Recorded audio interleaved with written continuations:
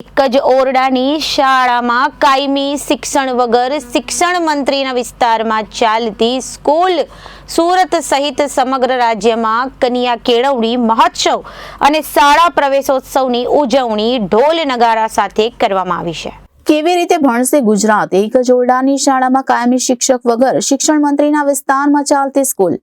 આમ આદમી પાર્ટીના નેતાઓએ શિક્ષણ મંત્રી પ્રફુલ પાનસેરિયાના મત વિસ્તારના ખડસદ ગામની શાળાની સ્થિતિને ઉજાગર કરી છે, જેના વિશે તેમણે કહ્યું કે અજાયબી સમાન સ્કૂલ છે। જીરો કાયમી શિક્ષકથી આ શાળા ચાલી રહી છે। ખડસદ ગામની આ પ્રાથમિક શાળામાં 2 શિક્ષકો છે, જેમાંથી એક કામચલાઉ શિક્ષક અને એક પ્રવાસી શિક્ષક છે। શાળાનો પોતાનો કહી શકાય એવો કાયમી શિક્ષક એક પણ નથી। આખી શાળાના નામે માત્ર એક જ ઓરડો છે, જેમાં આખી શાળાના બાળકો ભણે છે। એ જ ઓરડામાં આચાર્યની ઓફિસ પણ છે। ત્યારે રાકેશ હિરપરાએ કહ્યું કે શાળા પ્રવેશોત્સવના નામે સરકારે મોટા તાઇફા કર્યા છે। શિક્ષણ મંત્રીના મત વિસ્તારમાં જ આ હાલત છે, તો અન્ય વિસ્તારોની શું હાલત હશે તેની કલ્પના થઈ શકતી નથી। એક વિદ્યાર્થી પાછળ 40,000નો ખર્ચ થઈ રહ્યાના આંકડાઓ રજૂ થાય છે, ત્યારે શાસકો દ્વારા આ રૂપિયાનું શું કરવામાં આવતું હશે તે આ શાળાની હાલત પરથી અંદાજ લગાવી શકાય છે। હું રાકેશ હિરપરા, મારી સાથે આમ આદમી પાર્ટીના પ્રદેશ સંગઠન મંત્રી રામભાઈ ધડુક છે। આપણા વિસ્તારના જે જગ્યાએ આપણે ઊભા છીએ વિસ્તારના સ્થાનિક કોર્પોરેટર મહેશભાઈ અણગણ છે અને સુરત મહાનગરપાલિકાના વિરોધ પક્ષના દંડક એવા માનનીય શ્રી રચનાબેન હિરપરા ઉપસ્થિત છે। મિત્રો, આજે તમને એક અજાયબી બતાવવાની છે। તમે ક્યારે એવું જોયું છે કે જે કોઈ શાળા એવી હોય કે જે 0 શિક્ષકથી ચાલતી શાળા હોય?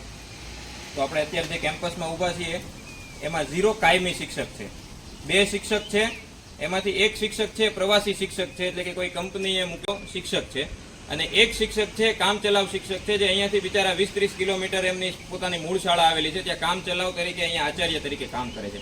એટલે બેઝિકલી આ શાળા પાસે એક પણ શિક્ષક નથી। આ શાળા છે એ 0 શિક્ષકથી ચાલતી, 0 કાયમી શિક્ષકથી ચાલતી શાળા છે। શાળાની પરિસ્થિતિ તો આપ જોઈ શકો છો। શાળા એટલે શું કહેવાય? શાળાના નામે આ શાળા પાસે સામે જોઈ રહ્યા છો એક વર્ગખંડ છે, જેને હમણાં રંગરોગન કરી અને વ્યવસ્થિત કરવામાં આવેલ છે। એનું રંગરોગનને લીધે વ્યવસ્થિત દેખાય છે, બાકી એ મકાન છે એ મકાન છે બાંધકામ છે તો જૂનું જ છે।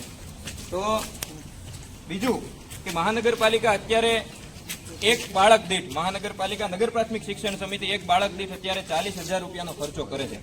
એક બાળક દીઠ 40,000 થી 45,000 રૂપિયાનો ખર્ચ કર્યા બાદ પણ અહીંયા ભણતા બાળકો માટે પરિસ્થિતિ એવી છે કે 1 થી 5 ધોરણ ભણતા બાળકો પાસે માત્ર ને માત્ર 2 શિક્ષક છે।